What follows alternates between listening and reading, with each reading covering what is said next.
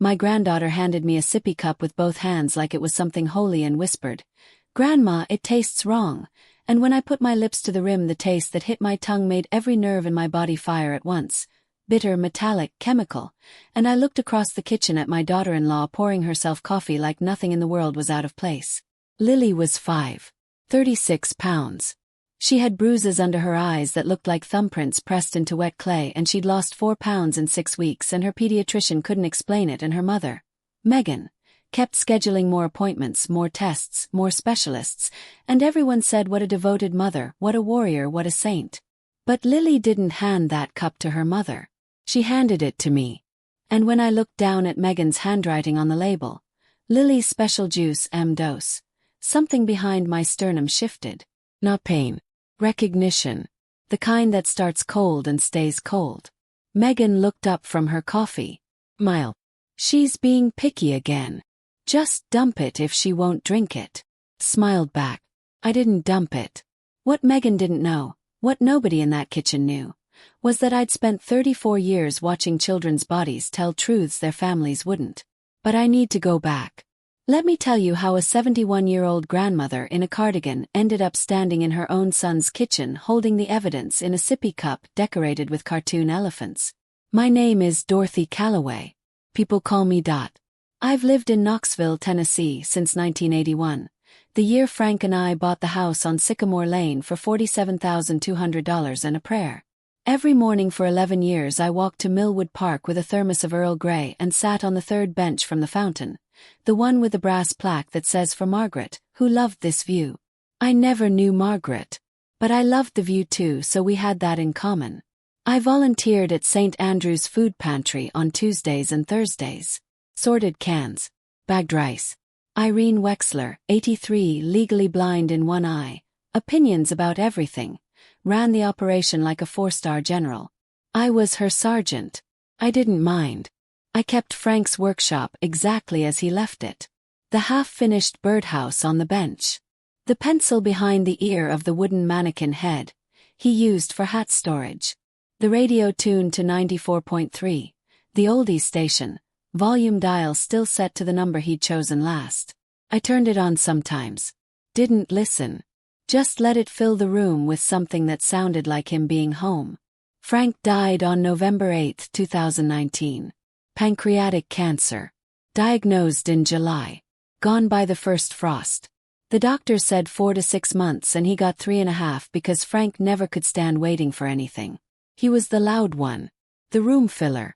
The man who knew every neighbor's dog's name and would argue with the television during Jeopardy and burned every single thing he ever tried to grill and never once admitted it. He'd hold up a charcoal brick that used to be a pork chop and say, "Cajun style. It's intentional." The morning he died he held my hand and his grip was so weak I could feel every bone, and he said, "Just be their grandmother. Just be soft. You've been the sharp one long enough." Because I had been the sharp one. For 34 years before the park bench and the food pantry and Frank's workshop, I was a pediatric nurse at East Tennessee Children's Hospital. Not the kind who hands out stickers and checks temperatures. The kind they called when a child's chart didn't match the child's body. The kind who sat in rooms with social workers and detectives and said things like, "The bruising pattern is inconsistent with the reported mechanism," and "The sodium levels don't correspond with the described diet." I was a mandated reporter. But more than that, I was the person who noticed. The one who'd look at a mother's performance of worry and feel the hairs on my forearms lift because the worry was shaped wrong. Too loud. Too rehearsed. Too hungry for the audience. I identified 19 cases of Munchausen syndrome by proxy over my career. Exposed 14 of them. Testified in 9. 3 of those children would have died. I wasn't popular for it. I was necessary. When Frank asked me to stop being sharp, I understood what he meant. He'd watched it cost me sleep, friendships, 2 years of peace after the Donovan case when the mother sent letters to our house for months. He wanted me to rest. To be Grandma Dot. To bake and garden and stop looking at the world like a crime scene. I kept that promise for 4 years. I kept it so well I almost forgot what the sharp version of me looked like. Almost. Tyler was my only son. Good heart. Trusting to a fault. Frank's trait, not mine. He married Megan Weiss in 2017. Small wedding. Megan wore sunflowers in her hair and cried during the vows, and I thought, she loves him. That's enough. Let her love him. When Lily was born, June 14, 2021, 6 pounds 11 ounces, University of Tennessee Medical Center. Megan placed that baby in my arms and said, "She has your eyes." I didn't. Lily had Frank's eyes. But the gesture was so warm, so specific, that I held on to it the way you hold a compliment you needed more than you realized. Megan was good. Or good enough. She cooked Sunday dinners and always set a place for Frank. An empty chair with a small photo and a glass of sweet tea. She didn't have to do that. Nobody asked her. She just did it. She drove me to my cataract surgery and stayed in the waiting room for 3 hours reading a novel she'd brought specifically because she knew I'd worry about inconveniencing her. She organized Lily's second birthday at Millwood Park and hung streamers from the bench. My bench, Margaret's bench, and that level of thoughtfulness felt like being seen. She called me Mom. Not Mrs. Calloway. Not ... And the way she said it, slightly tentative like she was asking permission every time, made me want to grant it. I loved her. I want you to understand that because it matters for what comes next. I didn't suspect her. I didn't watch her. I turned off the sharp part of my brain and I let myself be grandma, and I loved my daughter-in-law because she gave me a grandchild and called me Mom and put sweet tea at Frank's empty chair. Then Lily started getting sick. It began in January 2024. Stomach pain. Vomiting. Low-grade fevers that came and went like weather. Dr. Pham at Lily's pediatric office ran blood work. Nothing definitive. Kids get sick, he said. Her immune system is still developing. But Lily kept getting sick. Not dramatically. Persistently.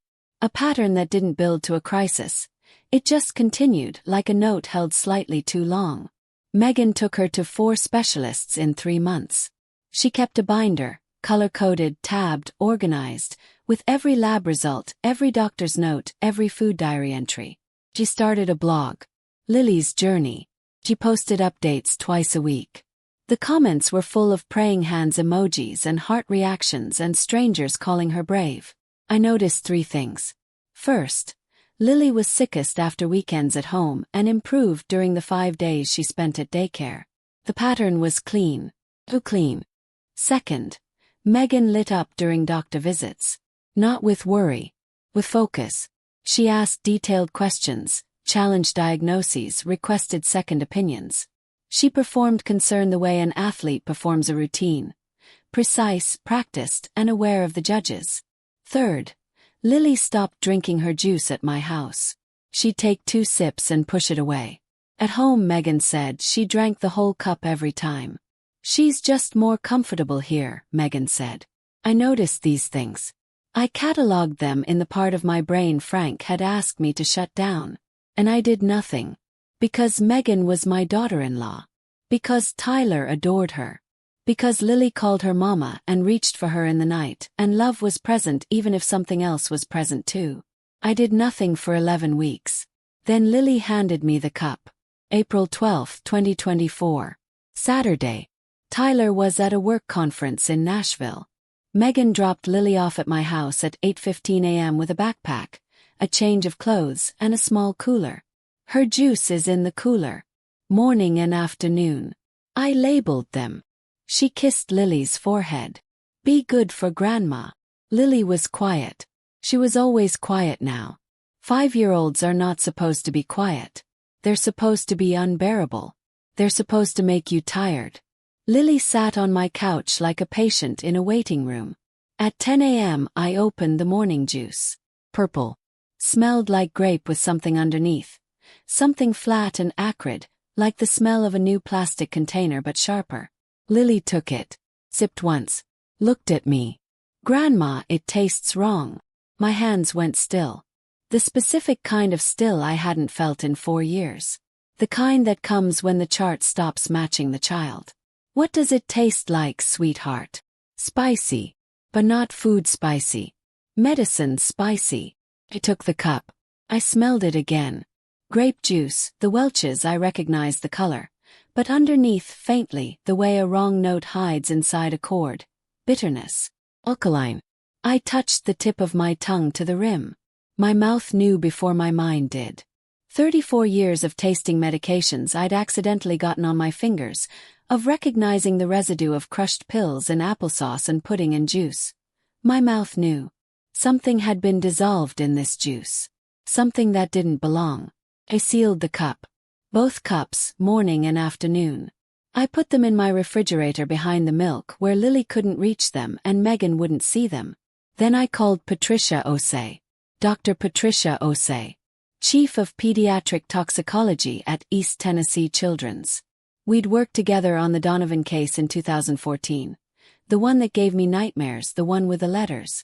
Patricia was the person who'd confirmed the sodium levels. She'd testified for 6 hours without breaking eye contact with the jury. I trusted her the way I trusted the ground. She answered on the fourth ring. Calloway. It's been years. Patricia, I need you to test something for me. Today. Quietly. Silence. 3 seconds. Patricia understood silence the way I did. As the space where the truth lives before anyone is brave enough to say it. Bring it in. I drove to the hospital with both cups in a grocery bag on the passenger seat. Lily stayed with Irene Wexler, who was confused but willing. Don't ask me questions, Irene. I have several, Dorothy. I know. Hold them. Patricia's office was on the 4th floor. Room 417. She was waiting with 2 specimen containers and a face that told me she already suspected why I was there. I set the cups on her desk. She opened the morning cup first. Smelled it. Her nostrils flared. Barely, just once. She dipped a test strip. Waited. Dipped another. Then she opened the afternoon cup and repeated the process. Then she sat down. She didn't look at me for 14 seconds. Counted. In my profession, you learn to count silences because their length tells you the weight of what's coming. Tell me. Visine. Tetrahydrozoline. Both cups. The afternoon dose is stronger. The room tilted. Not physically. But something behind my eyes shifted and the fluorescent lights seemed to hum at a different frequency. Tetrahydrozoline. Drops. Tasteless in sufficient dilution, but Megan hadn't diluted enough. Or Lily's palate was sharper than Megan expected. In an adult, it causes nausea and drowsiness. In a 36-pound child, administered daily over weeks, months, it causes vomiting, lethargy, dangerously low body temperature, and seizures. In sufficient accumulation, it causes respiratory depression. Could stop her breathing. How long? Patricia asked. Lily's been symptomatic since January. 14 weeks. Patricia closed her eyes. When she opened them, the doctor was gone. The woman who testified for 6 hours was sitting in front of me. I'm calling it in. I know. This is Munchausen by proxy. I know, Patricia. You knew before you walked in here. I didn't answer. I looked at the cartoon elephants on the sippy cup, smiling, trunk up, wearing party hats, and my throat closed. Not all the way. Just enough that the next breath had to fight for space. I need to go back to the house, I said. Lily is there. Don't let Megan take her tonight. She won't. I drove home at the speed limit. Both hands on the wheel. The radio was off. The road was dry. The azaleas along Sycamore Lane were blooming early, pink and white. And I thought about how strange it is that the world keeps being beautiful on the worst days of your life. I picked up Lily from Irene's. She was sitting on the porch eating animal crackers. Grandma, can I stay here tonight? Yes, baby. You can stay here. That evening I searched Megan's blog. Lily's journey. 47 posts since January. Each one detailed. Symptoms, medications tried, appointments attended. The comment sections averaged 80 to 120 responses. Prayer requests shared 400 to 600 times. I scrolled to the earliest post. January 9th. Today our world changed. Our sweet Lily woke up vomiting and we don't know why. Please pray. I cross-referenced it with Lily's daycare records. which Tyler had shared with me in a family Google Drive months ago. Lily had been absent on January 8th. Monday. Home with Mom. I checked every absence, every sick day, every symptom flare. They all fell on days Lily was home with Megan. Every single one. I opened a spreadsheet. I worked until 2:40 a.m. When I finished, I had a document with 14 columns. Date, symptom, severity, location, who was present, what Lily ate, what Lily drank, doctor visit yes/no, blog post yes/no, blog engagement metrics, daycare attendance, and 3 columns for notes. The pattern wasn't subtle. It was architectural.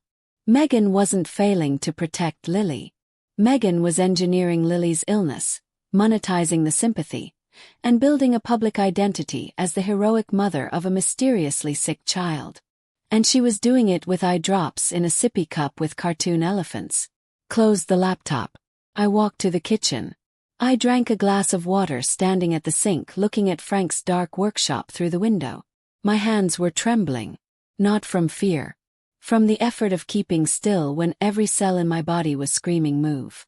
I washed the glass. Dried it. Set it in the cabinet. Then I went to Lily's room, the guest room, but it had been hers since she was 2. The walls still had the glow-in-the-dark stars Frank had pressed to the ceiling 3 months before he died. And I stood in the doorway and watched her breathe. Sill. The covers rising and falling. I counted 200 breaths. Each one proof she was still here. Each one an accusation against the woman who was supposed to count them for her. Sunday morning I made 2 calls. The first was to Patricia. She had already contacted Dr. Alan Freed, pediatric forensic specialist at Vanderbilt. He agreed to run a full toxicology panel on Lily's blood and hair follicle samples. The hair would show a timeline of exposure going back months. Patricia scheduled it for Monday under a routine wellness check so Megan wouldn't be alerted. The second call was to Linda Garrett, Department of Children's Services. I'd worked with Linda on 7 cases between 2003 and 2018. She was thorough, unshakable, and she didn't leak. When I told her what I had, the line went quiet for 8 seconds. How certain are you? Patricia confirmed tetrahydrozoline in both cups. I have the daycare correlation data. I have the blog. I have the juice. Keep Lily. I'll have an investigator assigned by tomorrow afternoon. Linda. Yes. This is my granddaughter. 4 seconds. I know. We'll get it right. Tyler came home from Nashville on Monday. I asked him to come to my house for dinner Tuesday. Without Megan. I told him I needed to discuss Frank's estate. A lie so small and so necessary that I felt Frank forgive it the moment I said it. Tyler sat at my kitchen table. Frank's seat, the one with a slightly uneven leg that Frank shimmed with a folded matchbook in 1994, and I placed the spreadsheet in front of him. I didn't speak. I let him read. I watched his face. His eyes moved left to right, faster, then slower. Then they stopped moving entirely and he stared at one point on the paper, the column showing the correlation between Lily's sick days and Megan's blog engagement, and his jaw went tight and his breathing changed. Mom, keep reading. He read for 11 more minutes. When he looked up, his eyes were wet but his voice was steady. Frank's voice. Frank's steadiness. What do we do? We've already started. The toxicology came back Thursday. Dr. Freed's report was 14 pages. The hair follicle analysis showed tetrahydrozoline exposure consistent with repeated oral ingestion over a period of approximately 12 to 16 weeks.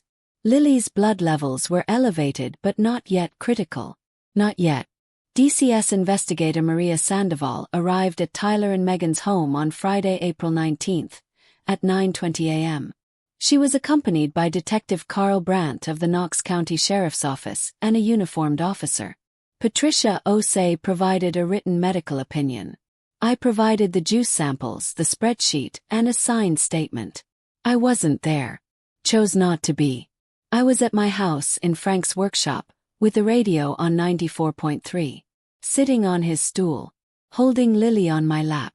She was eating animal crackers and telling me about a caterpillar she'd seen at daycare. Tyler called at 11:14 a.m. She denied it. Then she said it was holistic supplements.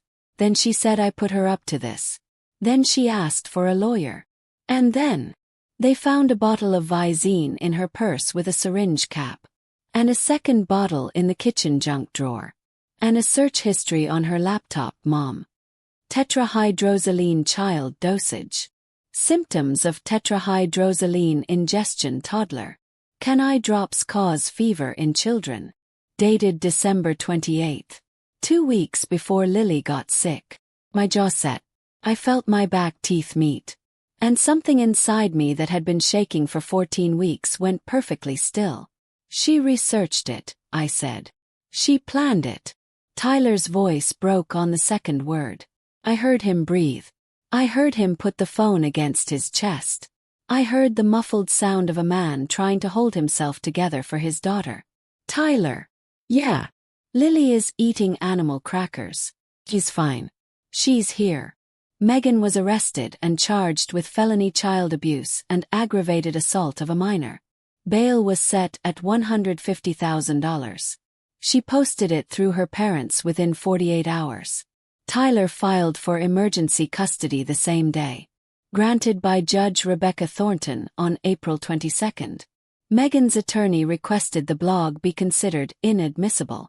The judge reviewed 47 posts documenting symptoms Megan had caused and said, according to Tyler, who was present, the court has rarely seen evidence so thoroughly self-compiled. Megan tried to call me once. May 3.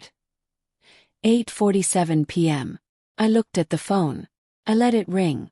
7 rings. Then voicemail. I never listened to it. Some doors you close with a lock. Some you close with silence. Silence is heavier. The house was quiet that night. Not empty quiet. Full quiet. The kind of quiet that has a child sleeping in the next room and glow-in-the-dark stars on the ceiling and a future in it. I sat in Frank's recliner. The leather was cracked and the left armrest was worn smooth and it smelled like Old Spice even now, even 5 years later, because some people leave a scent on everything they touch. My hands were still. No trembling. For the first time in 14 weeks. Lily recovered. Fully. Dr. Freed monitored her blood levels for 3 months. By August they were normal. She gained 6 pounds by September. She started kindergarten at Westview Elementary on August 19, and on the first day she wore a yellow dress and light-up sneakers, and she stood at the door of the school and turned around and waved at me with both hands, and I pressed my palm flat against my chest because my heart was doing something it hadn't done in a long time. It was growing. Saturday. Oak Grove Cemetery. Section C, Row 3. Francis David Calloway. 1950 to 2019. He made everyone laugh, even when they didn't want to.